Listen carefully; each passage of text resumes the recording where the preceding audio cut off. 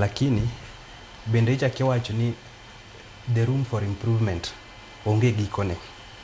Koro kwang'iyo historia mar ODM ok en gimokwongo kata ok wanene in its first round chaos, en gimosetimore. To kawacho ni ok ODM kende, historias mag party madongo dongo mwang'eyo, chaos is not unique to ODM. Gini ok timre ODM kende. King'iyo historia mar ANC South Africa, nitiere kinde mane bende ne giyware ma party no nodwa pogore. Kanye mane oteku mar ANC ochako dok chien e kind Thabo Mbeki gi Jacob Zuma. Labour Party mar UK be kisomo historia ne ibro yudo mana kamano. Kata the Democratic Party mar US. Kinde ka kinde nitie seche ma gisebede gi ng'ikruok sa yiero. Lakini gima wanyalo kwanyo kuom gi en gimoro achiel: improvement in the succeeding elections. Ka ji dhi e yiero machielo, iyudo ka gima notimore cha ok nuore, kata konuore to ok onuore e kiwango manotimore e yiero mokalo. Ang'o ma ODM onego bed ni timo? En gima iluongo ni root cause analysis.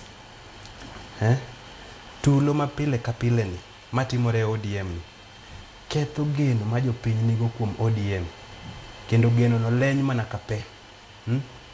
Owanyore mana ka tho ma chieng' ogoyo sa onyango. Nikech ang'o? En gima gineno pile pile. Koro nitie perception ma gibro wacho ni then ODM is not able to handle their internal disputes. Koro gima onego bed ni ODM timo en root cause analysis. Emomiyo awacho ni achiel kuom gi mabe nenore e lela en backdoor power struggles within high influential people in ODM.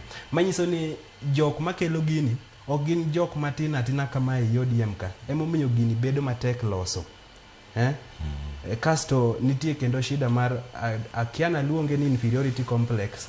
Nitie jok moko e rang'iny mar ODM ma jite feel important, and therefore ng'ata dwaro ni o exact onyiso tekune, kendo nyiso teku mar jok modwa no bed ang'o e loch. Ndio digie kikawo ODM ochomo tir gimiluongo ni facing the reality, to gibro loso gini. To kao kamano ni pile pile gige gineno to girita rita, en gima bro timore kinde ka kinde, en bro miyo oteku mar ODM dok piny makata na party matinde, duond buche matinde kiyawo nyalo biro mayomb gigo teku.